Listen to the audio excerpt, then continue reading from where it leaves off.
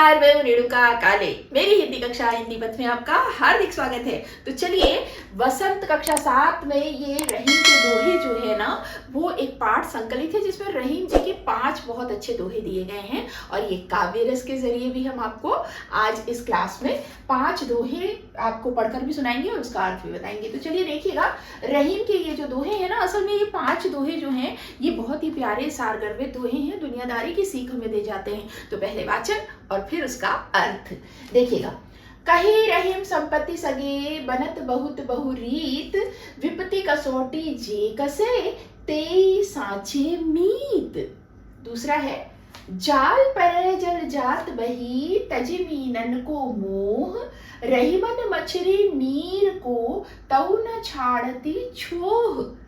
तीसरा दोहा, तरुवर फल नहीं खात है, सरवर पियत न पान, कही रहीम पर काज हित, संपत्ति संचय सुजान। चौथा दोहा है, थोथे बादर कुआर के, ज्यों रहीम गह रात, धनी पुरुष निर्धन भय, करे पाछिली बात।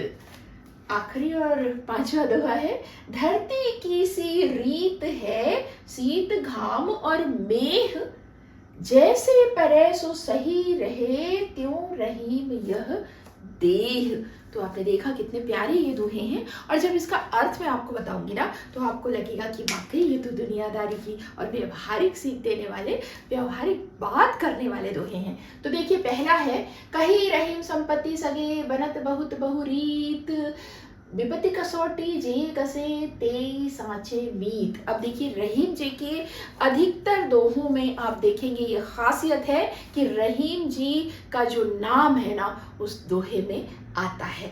तो ये एक बड़ी सहूलियत है, हमें ये पहचानने में आसानी हो जाती है कि ये दोहा रहीम जी का ही है, किसी और का नहीं, कबीर जी का नहीं, तुलसी जी का नहीं है, ये रहीम जी का है। तो सबसे पहले हर दोहे में आप देखेंगे उनका नाम आया है, इसमें भी आया है। तो ये दोहा है, कही रहीम संपत्ति सगी।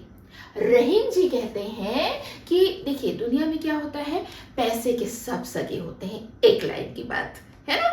जिसके पास धन है, जिसके पास दौलत है, पैसा है, रुतबा है ना, उसके इर्द गिर्द लोगों का हुजूम होता है और लोग उनके पास आते हैं, नए नए बहाने गढ़कर, नए नए तरीके से वो उनके सगे बनने की, उनके अपने बनने की कोशिश करते हैं। कई बार होता भी है, कई बार अपना मतलब निकालना होता है भाई। तो इसी बात को यहाँ इस दोहे में बताया गया है कि रहीम जी कहते हैं कि जिसके पास संपत्ति है ना, धन दौलत है ना, उसके सगे बनने के लिए, उसके मीत बनने के लिए, खास बनने के लिए, बनत बहुत बहुरीत, बहुत सारे लोग बहुत तरह की तरकीबें लगाते हैं और कई कई तरीके से उनके मीत बनते हैं, उसकी कोशिश करते हैं।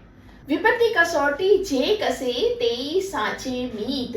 रहीम जी आगे कहते हैं, लेकिन सच्चा मीत तो वही है जो विपत्ति की कसौटी में खरा उतरे, यानी जब बुरा वक्त हो, पैसा है तो भाई सभी पास आएंगे, लेकिन जब विपत्ति है, पैसा नहीं है, बुरा वक्त आया हुआ है, और तब भी जो आपके साथ खड़ा है ना, वही आपका सच्चा मीत है, सच्चा आपका हित चिंतक है, शुभ चिंतक है, आपका साथी है। ये इस दोहे का अर्थ है। जल्दी से एक बार मैं बता देती हूँ। रहीम जी कहते हैं कि धन दौलत होने पर, पैसा होने पर तो सभी कई कई प्रकार से सगे बनने की, अपना खास बनने की कोशिश करते हैं, लेकिन जो विपत्ति के समय में आपके साथ खड़ा होता है ना, दरअसल वही सच्चा मीत होता है, सच्चा हितैषी होता है। अगला देखते हैं, जाल परे जल जात बही, तजी मीनन को मोह, रहीमन मछली नीर को, तऊ न छाड़ती छूह। रहीम जी कहते हैं कि जो पानी है और मछली है, उनकी प्रीत जो है, उनका जो प्यार है, उनका जो साथ है, बड़ा अद्भुत है।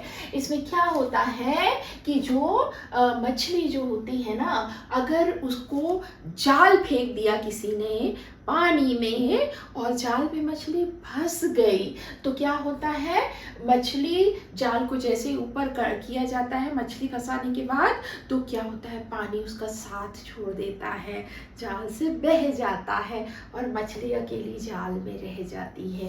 और वो जो पानी है मीन का यानी मछली का साथ जो है उसका मोह प्रेम साथ सब कुछ तजी देता है, त्याग देता है। ठीक है, जैसे ही मछली जाल में फंसती है, जाल को ऊपर खींचा जाता है, तो पानी से जो मछली का प्रेम है उसे भूलकर पानी उसका साथ छोड़ देता है और मछली को त्याग देता है।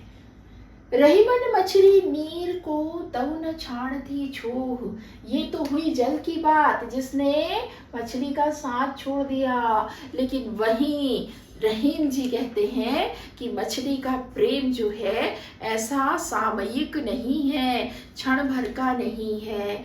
ये मछली जो है पानी का साथ छूट जाने पर, मछली जो है नीर यानी पानी है ना, नीर को कभी भी छोड़ नहीं पाती है, पानी को कभी भी छोड़ नहीं पाती है। और जब उसको उससे अलग कर दिया जाता है तो तड़प तड़प कर मर जाती है। तो प्रीत किसकी सच्ची है? मछली की, पानी की नहीं। तो प्रीत ऐसी होनी चाहिए कि हर स्थिति में साथ निभाए मछली की तरह, और वियोग की स्थिति उसे सहन ना हो, वो अलग रहना कभी भी बर्दाश्त ना करे, है ना, ऐसी प्रीत होनी चाहिए। चलिए देखिए यहाँ पे भी रहीम जी का नाम आया है ना, अगला देखते हैं। तरवर फल नहीं खात है, सरवर पियत न पान, कही रहीम पर काज हित, संपत्ति संचयी सुजान।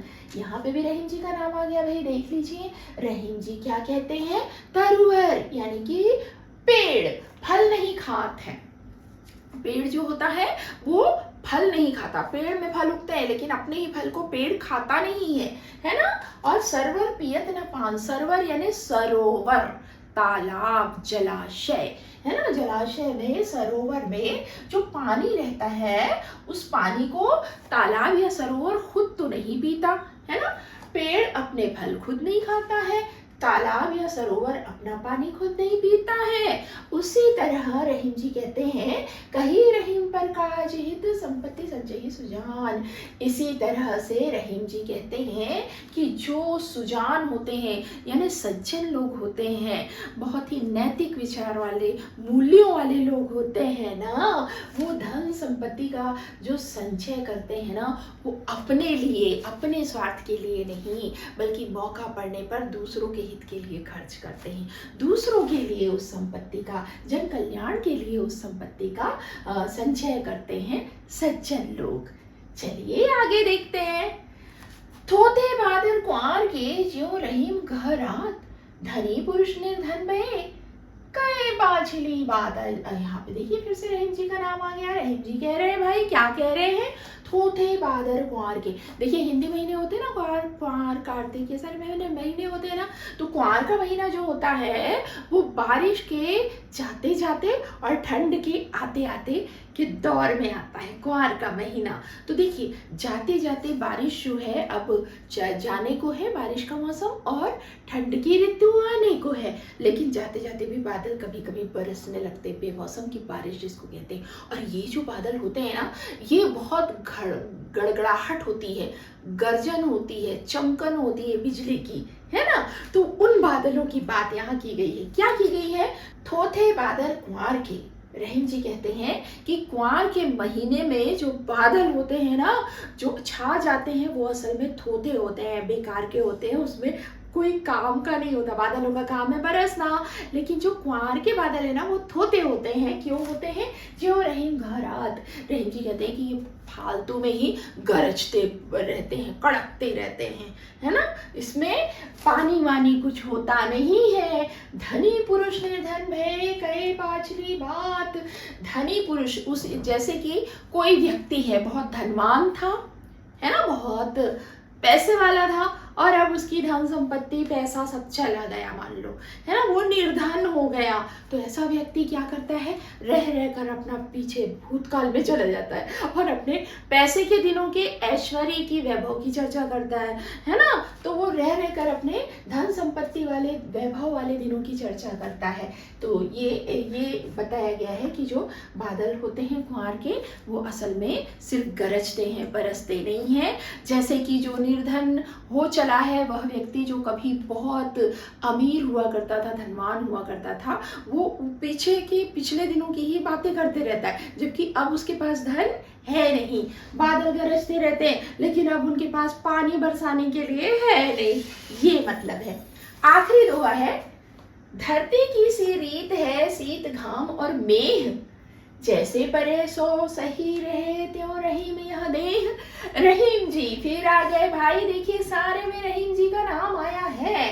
तो रहीम जी कहते हैं कि ये जो धरती है, ये वसुंधरा है, इस धरती की जो रीत है यानी धरती की प्रकृति क्या है कि चाहे शीत यानी ठंड हो, घाम यानी धूप हो और मेह यानी बारिश हो, हर हालत में जो धरती है अपने मूल अस्तित्व को बचाए रखती है। धरती पर असर नहीं होता, चाहे कितनी भी ठंड बढ़ जाए, कितनी भी बारिश आ जाए, कितनी ही तेज धूप आ जाए, धरती इन सबको सह लेती है और अपने अस्तित्व के साथ अडिग रहती है।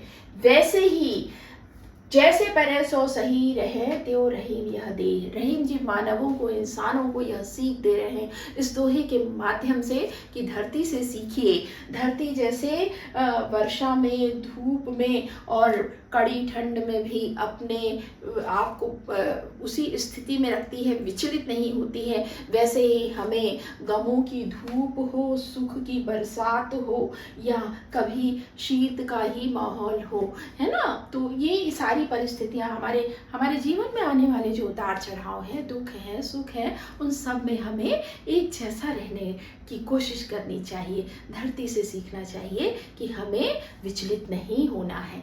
ये इस दोहे का अर्थ है। तो देखा आपने, रहीम जी के ये पांचों दोहे दुनियादारी की कितनी अच्छी सीख देते हैं।